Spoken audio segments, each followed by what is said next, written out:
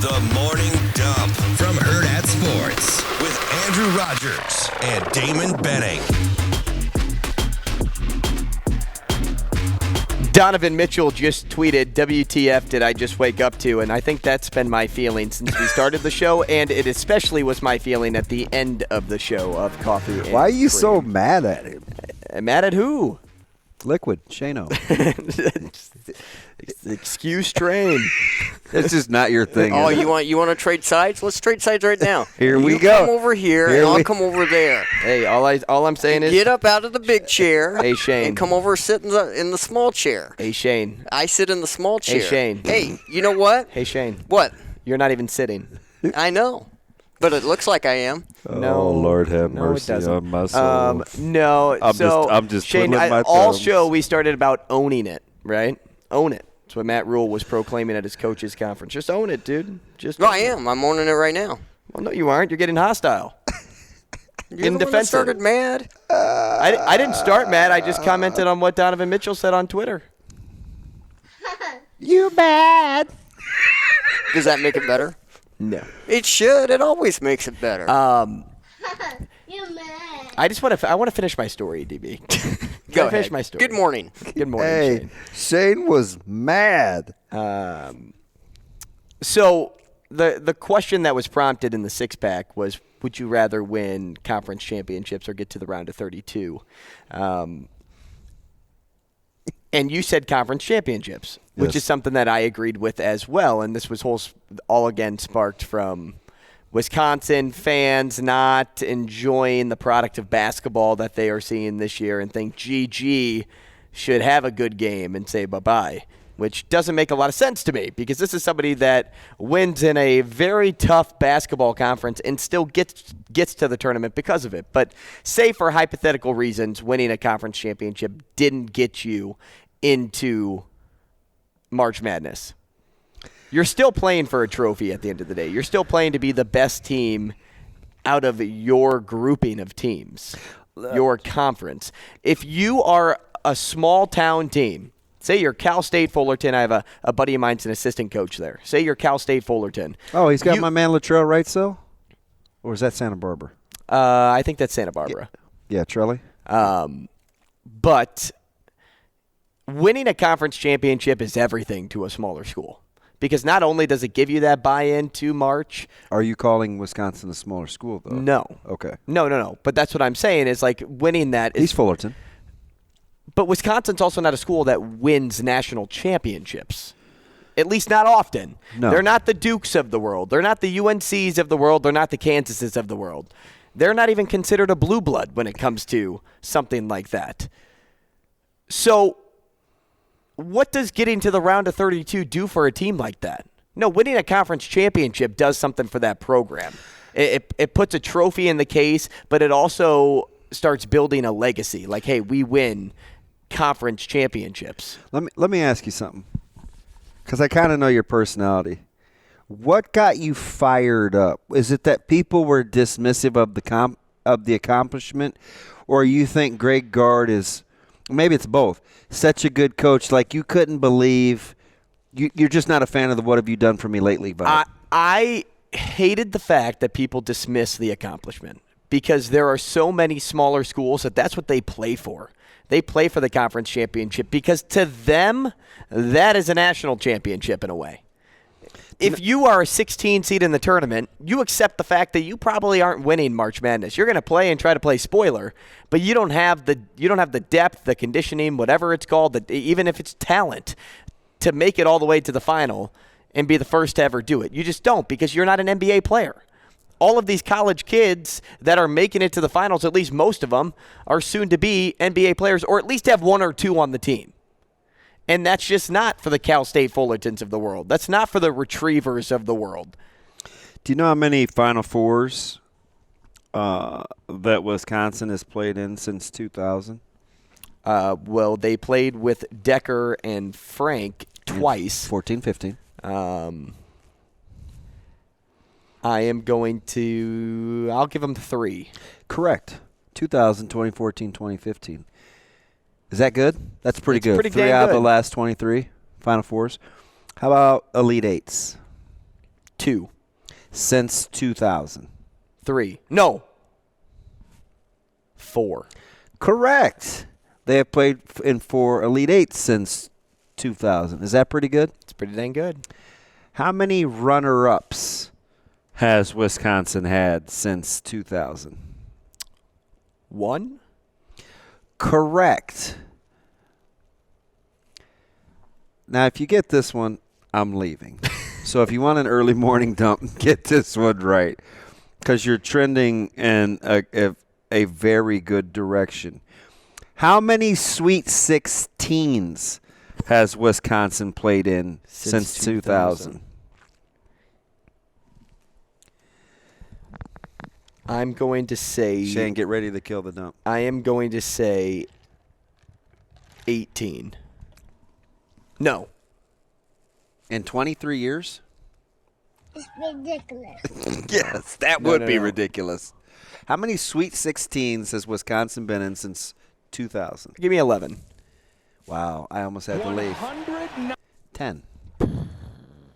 10 Sweet 16s. I say all that to say. I'm mapping out the good teams when I got to 18, so then I just retracted. I down say to all 11. that to say. That's still pretty darn good. It's fantastic on both accounts, the accomplishments and Drew Down's effort. Yeah, exactly. I say all that to say, does that change your sentiment on your level of vitriol that you have for those being dismissive of guard? That Wisconsin is a better basketball program in the last 20 years than we probably think out loud. I'm nodding my head. I'm with you. I couldn't believe it. I just could not believe that conversation. So it's counterintuitive to your original point, though. Why? Win Big Ten championships. Some critics are saying win NCAA tournament games. Sure. You're like, don't be dismissive of winning Big Ten championships. But what did they do? But they've had some postseason success since 2000, quite a bit. Yeah, but here's what it comes down to. I know I gave the hypothetical of, hey, you don't make it to the tournament, but every conference championship you win, you're in March Madness. You're in the field. You can get to the round of 32. If you win the Big Ten championship, more times than not, you're going to be a 5 seed or better. More times than not. Yeah. So you're going to play a team that's a 12 or a 13, if not lower. You're getting to the round of 32. You make zero sense making a case of, hey, if we get to the round of 30, I'd rather get there than win a Big Ten championship. You're essentially there if you win the Big Ten championship. Why not come in with some momentum? I'm You know what I Andrew mean? Rogers here for Greg Gard. And it's just And it's weird. not even just Greg Gard. It's People those being smaller schools. dismissive of the journey as opposed to the reward at the end. Right. How do you get to the round of 32? You have to play pretty dang well throughout the season. You don't just get into March Madness. Like, you have to have a decent record whether you're competing for the Big Ten championship or not. You have to come out with, 19 to 24 wins more times than not. So in order to do that, you have a pretty good regular season. I didn't know your buddy was at Fullerton. Mm-hmm. Ryan Ham. We need to go get some. We need some tickets to go out there and see Latrell Wrightsell Jr. So we should. He's 16 a night, and you're gonna probably officiate with his dad at some point because his dad was a great player at Creighton, coaches some youth teams here, and he's an official in the Metro. Latrell Wrightsell Sr. Great find from Omaha Central product. That's crazy. Yeah. Small world. Yeah, so he invited me to go to... Do you know who Robin Harris is? Yes. The comedian? Yes. Small world! Yes. Tell me about it. He's not the first one to say that. No, here... I know all about that. So last year Yes, you do. I got no, invited... that's Little People. That's the Little People show. I don't know. I got invited to go to their game. Yeah. Cal State Fullerton Duke. And I could not go because I was in Omaha at the time. I think we had a big hockey series that weekend, so I couldn't just take North off Dakota. and leave. Yeah, I think it was a North Dakota game, and my buddy said, My buddy. tell me if I've told you this story before, but my buddy told me that the game before, because he went to it, was still letting out when Cal State, Fullerton, and Duke were warming up, and Hammer goes, he turns to his coach and says, I mean, I would have thought this game would be a little more packed. I mean, it is Duke. Well, they weren't letting any new fans in until all the old fans came out. Yeah, you didn't tell me that story. And they all got it. Like, they're all waiting outside. He's got a photo of tons of fans waiting to get into the arena. And they all finally, like, took their seats 5 minutes into the game. Can you believe that? It's hard. Listen, you've been there in those events, right? This group out, this group in. You'll see it when you go to state basketball finals. Oh, right? I know. It's I've been super there. annoying, I've been there. Yeah. And it's like late arriving crowds, but you hope they stagger it enough. But those television windows may make it a little snug. Yeah, he's like, I guess nobody's coming to watch our game. He's like, we made it to March, and we have 15 people in here, and they're all player families. Yeah, well, here we go. You know what we didn't get to in a packed show? We didn't get to any Creighton, any Nebraska. No, we didn't get to either. How about that? We can touch on. Let's start with. Do you think people will give us a pass with the other quality stuff we did during the show? I think so. I think so. Were and we good plus, with Mitch Sherman? Yeah. Well, were we good? We stretched Mitch. Were we good with Brandon Vogel? We got him twice. Mm-hmm. Do you think they liked our open? I would find it hard to believe that they didn't, based on how much interaction we had on YouTube during that open. Touchdown, Nebraska. Sometimes we have 2 messages. Sometimes we have 15. Today was a 15 day. It's right there. I always am reluctant, though, to share. I don't know what to share, what not to share. I'm always going to tell you, pretty much, which I don't know if it's ever. Let me full disclosure. Let me tell you this, and I'll say this during the dump. Probably I shouldn't. This may be a personal conversation, but whatever. If you ever feel like you don't want to know, like, some of the underbelly because you think it may skew your vantage point, just let me know, and I won't say anything. Because sometimes I think you may want just like this 30,000-foot view, and sometimes, like, the more you know, the more it could sway. Well, the more I know, see. the better my opinion is at the end of the day. Because it allows me to reflect on it versus listening to it in the moment. You know what's funny? One thing you're going to have over me, not just me, but I say me because I remember the conversation distinctly. What people may not know, if they weren't listening to our many episodes of Morning Dump in the summer before we were figuring out how we were going to work together and practicing and stuff, you've been you've been head coach HCMR from day one, even when I didn't put him in my top 4. Right. And that's what I just want to thank you. and that's what I told, because this is all based on when you were reading points from your guy T-Mac, and he said, I think your co-host, like, yeah, he said, I think Drew Kool-Aid. Down may be drinking the Kool-Aid. And you were offended. I'm a little defensive when it comes to that, and it's okay because I have been on Matt Rule's train from the very beginning. Once he got let go in Carolina, the very first thing we talked about the next day was how I thought he shot up to the top of the want list. Can I do your posture when I was reading? Go ahead. And I like T-Mac. Like, we Go talk about a lot of things. We talk about a lot of deeper things. So he and I always go back and forth. And I read it in its entirety. Mm-hmm. I only read Mitch part of it just because I thought it was a fantastic synopsis of what ails Nebraska. Because he's a transplant. He's not a Nebraska fan. He's a good football fan. But he loves Texas. So I said what I said about you drinking the Kool-Aid, and you go, that's fine. I'm not a Kool-Aid guy. Do you know why? Because I was on the Matt Rule train from day one. Day one, DB. Day one. And I also said, I mean, you don't have to be a Kool-Aid drinker to be like, hey, I'm all in on Nebraska. I was just all in on the guy. It was funny. I'm like, so in my head, as I'm still gathering the personality and the trigger points and stuff, that got under your skin. I was like, okay, don't tell the guy that's been out in front of this thing from day one that he's a Kool-Aid drinker. That he's drinking the Kool-Aid. Right. But you do admit that you like Kool-Aid, though. I like Kool-Aid. Grape Kool-Aid's my favorite. Yeah, well, that's why we get along. Is that the only reason? Do you call that the purple drink? Yes, we do. Well, he may not. I may not. Would Barry let you call it purple drink?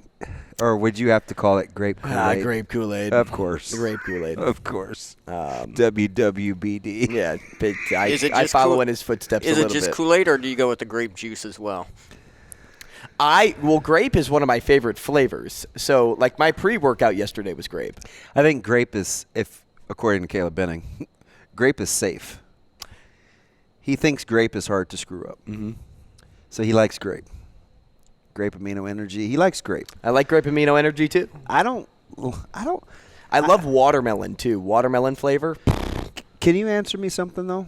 Why doesn't the fruit taste like the flavor? That's a great point. Like, watermelon's like the biggest distinction. I mean, grape also is up there. Grape is way up there. I Right. think watermelon, the fruit can taste a lot like watermelon, the flavor. No. Hey, look, furrowed No. brow. Those big old thick, No. well done manicured eyebrows were like furrowed brow. You nuts, DB. No. I think we've just gotten used to what flavors are versus what they actually taste like. Because does it taste like apple? So in my vehicle right now is a Zions Fuji apple. I love Fuji apples. Juicy. Me too. But I am a very picky apple Well, that's how you get them off the tree. flavor kind of guy. I'm very picky. A lot of people claim apple Jolly Ranchers, apple juice. Apple Jolly Ranchers taste like throw up. And They taste like throw up, DB. is there Hot any take. worse Hot take. analogy? Do you know how bad throw up is? Throw up will make you dry heave just thinking about the way that Every it time you tastes in take your mouth. an Apple Jolly Rancher now, I guarantee they're the last in the bowl. I don't Don't need put that crap on me. Exactly, Tim Miles, who's out at San Jose State, which is not Cal State Fullerton. So, it's not. so do you eat grapes then, there, Andrew, or what? Grapes do not taste like grape juice. No, it doesn't. I don't think like I said, though, I don't think a lot of flavors taste like the flavor. Like, does a banana Laffy Taffy taste like a banana? Do you know what I think the closest is? Strawberry. That's your mouth. Exactly, yeah, strawberry. Isn't that weird? Yeah, I'm gonna cherry a stop- little bit, too. I'm going to stop talking to you because I don't like sometimes how you get in here. How I finish your sentence. Yeah, I'm good. It's kind of weird, so we're going to stop talking. I don't know how we're going to do the show. Shane, that bugs me a little bit, though. He's doing some good things. No, he's not. Just drives me a little bit crazy. So you're That's 'cause saying that if you is a start good working thing. from out in front and, Nobody can do just like You don't like pulling when I'm my ahead of you? strings, I'm going to be like, You don't like when I'm playing chess with you? dude, I'll leave. I'll walk off. I'll leave. Hey, Bill, like, it's just not working out. Like, we have too much chemistry. What's the problem? I don't know, man. This dude's finishing my thoughts. It's kind of driving me crazy. Hey, our poll question today, though, was Very this. difficult. It was a difficult one, and it probably was a lot more difficult than you think. But here's what I listed. What was the most surprising stat from Creighton's win last night over Seton Hall? Was it 19 team turnovers by Creighton? Was it the first half foul total by Creighton, who only averages 12 a night, by the way? 60% shooting from the field in 3 or 16 team rebounds by Seton Hall in this game? Out of those, DB, I think I took Seton Hall rebounds. which that is way below the lowest average Really? on the season. Maybe I'm weird. Way below. No. I'm saying like that 16 number is way below the average of total rebounds in a game. Like you take all. Oh, I 300 thought you meant on the poll. Right. You haven't told me the results yet. Right. You take 356 basketball teams, whatever it is, and I believe on average a night it's like 22 boards is the lowest. And these guys had 6 lower than that. How about how the game got Well away below. from them in the like that? How do you have 16 It rebounds? was 57-56, and you're like, oh, gosh, this is going to be nip and tuck. You blinked again, and it was like 66-57. How do you have 16 rebounds in 40 minutes? I don't know. Like, how do you do that? But you're right when you say you blink and all of a sudden the game's changed because Seton Hall had the best opportunity to hand Creighton their first loss in 6 games. Yeah. And instead, they just didn't make a basket. And Creighton pushed. Like, they extended on them down the stretch. And how about how close the game was, and Creighton shoots over 60% from both the field and 3? Yeah. How is the game that close? I know it got bigger toward the end, but for the most of that game, it was like you guys aren't missing. Yeah. And all of a sudden, Seton Hall's just here. Well, They're around. So right before the under 3 or the under 4 timeout in the first half, both teams were shooting over 51%. And at that time, Creighton was 6 of 11 from 3. Mm-hmm. And it was a 1-point game. You're like, what is going on? But, It was a hold your breath type of game. Seton Hall shot it well, too. And I don't know if – should Creighton win by more than 13 if they're 12 of 20 from 3? You think 12 of 20, they scored 100 points, right? Yeah, I mean, you'd take a third of those points out of threes, and then I would probably a team that shot 61% from the floor, right? You think more than 73 points. We've seen they've been a machine. Some of these offensive games, we watched them carve up St. John. Like they were rolling. They had 2 or 3 consecutive games where all 5 were in double figures, and you'd have thought it would have been more than 73-62 or 75-62. But no, that's why you don't just look at stats, which is why when we got back from the clinic last night, I was like, awesome. I'm texting you. We're going to have to go back through both of these games. Nebraska, Michigan, Creighton, Seton Hall. And the funny things? I watched Creighton twice to try to figure out what happened. It's a weird box score when you look at the score. And that's why you don't look at box scores to tell the story of a game. I probably tweet that out once a week. Because people try to get away with it, like on shows and stuff. And I know you can't watch everything, but just don't play like you understand. If you looked at this box score and you started talking about the game and you didn't watch the game, you couldn't be more wrong. You would not have recognized the foul trouble early on. Yeah, which was huge, right? Especially I felt like I thought it was going to be an issue in the backcourt when TA or Trey Alexander and Reef both had 2. And the second one on Sharif was a joke, but not near as bad as the one on Kalkbrenner towards the end of the half where he was boxing out. Even though I saw that so I have to get some clarity. Full disclosure, I saw that exact same play called the other night in a high school game. Great Kalkbrenner box out? Great box out. Guy couldn't get there. He's trying to – and they called the foul on the guy boxing out. Yeah, the only thing with that Kalkbrenner box out was because he is lanky, it did look sort of hip check like. Like he was leaning. And I can't remember. And the ball was going. And I liked the crew that was officiating. And full disclosure, it was Caleb. Mm-hmm. But nobody liked the call because it looked like he was just boxing out. But I can't remember the motion that he gave the scorer's table. Like I don't know if he gave it this. Mm-hmm.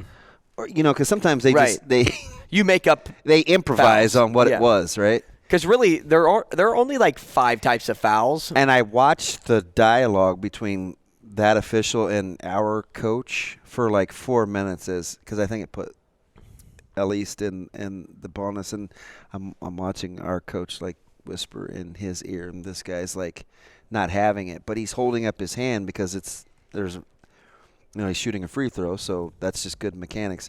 And I was like, oh my gosh, he's gonna blow that whistle and he's gonna tee him up. But I think it was just a regular conversation. But I didn't understand the call. Right. But I saw it again last night. So maybe whatever it is that they're calling is an actual thing on a box out. Right. Now, the turnovers, that can be assessed looking at a box score, just knowing how good Seton Hall is. You know what I think the key is? How poorly Seton Hall shot it from 2. Yeah. Because they were 6 of 11 from 3. And they could have ran, like I said, they could have ran away with that game with 7 minutes to go. But good on Creighton to make their shots and stick around. Now, I had a comment come through. 18 of 55 from 2. Yeah, that's good. Like that, I mean, that's going to tell the tale, especially when you're not getting second looks at it. I had a comment come through my Twitter feed because I was commenting on Kaluma's drive to the basket where he was called for a charge. Was that the one after the hook? Uh-huh, yeah. Well, that was the same. There were 2 fouls on that play. It was a makeup, too, because they didn't get the hook, and the bench went crazy, so I think the charge was going to get called. But he also got fouled on his rip and go to the basket. Yeah.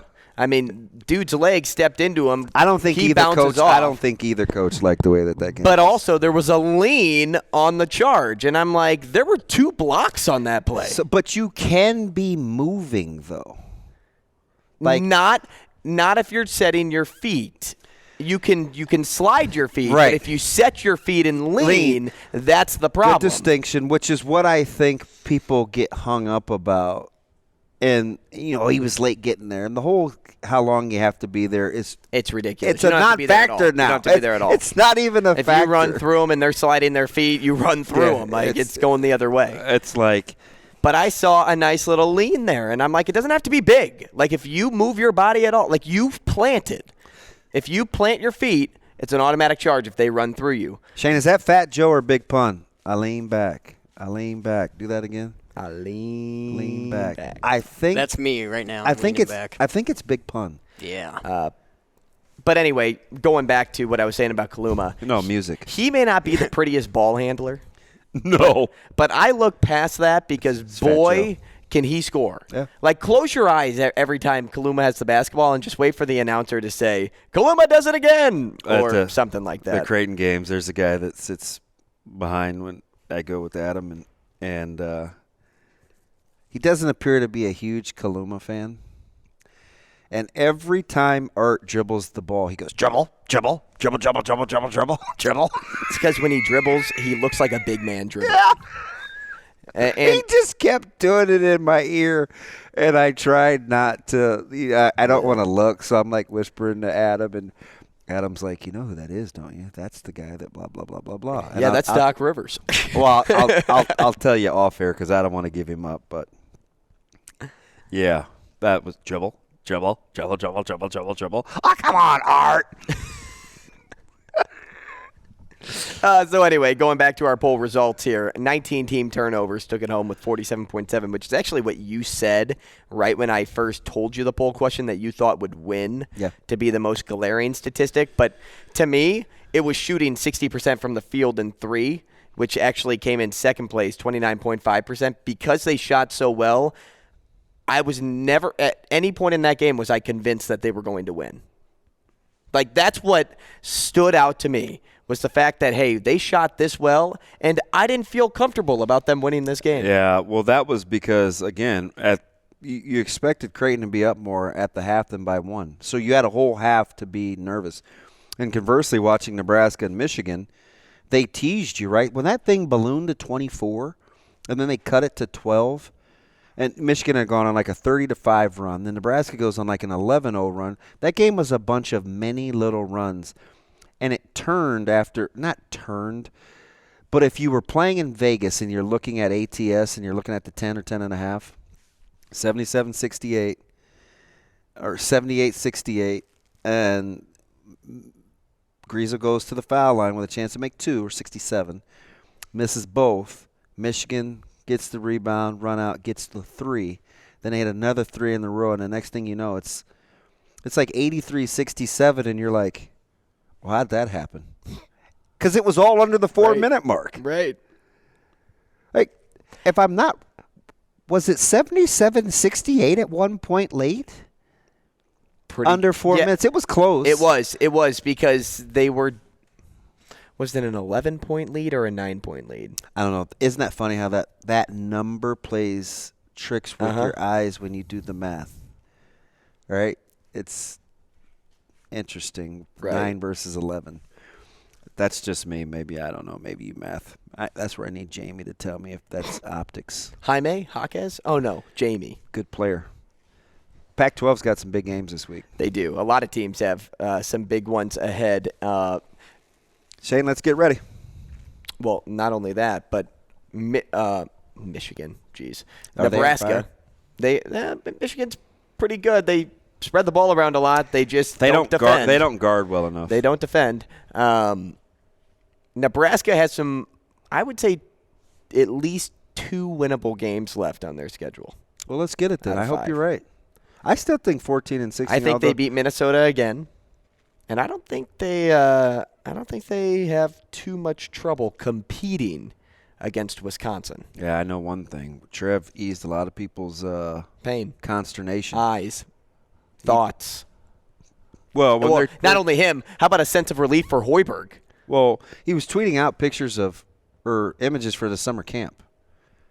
Like, don't think that wasn't by design. Right. Hey, summer camp. Got it. This was like 2 days ago, and everybody's like, wait, does that mean he'd be back? Oh, no, I think they do that early. And I'm like, I don't think so. I think that's Trev is recognizing the consistent progress that Hoiberg has made. I think he's letting you know that. And he's also accepting the fact that even in a season full of injuries, he won 11 games. Yeah. No question about that. If you want to catch any more if you want to catch any more of our thoughts, go back and check out the podcast, whether that's from Coffee and Cream. You can search Hail Varsity Radio on Apple, Spotify, and find it there, or you can search Morning Dump, find whatever we do here. He's at Damon Benning on Twitter. I'm at Andrew Rogers TV. A jam-packed day tomorrow on the show. Lots of guests, but even more content and thoughts to get to. I'm not going to allude to anything else because you have to tune in to find out what we're talking about. We will see you tomorrow morning.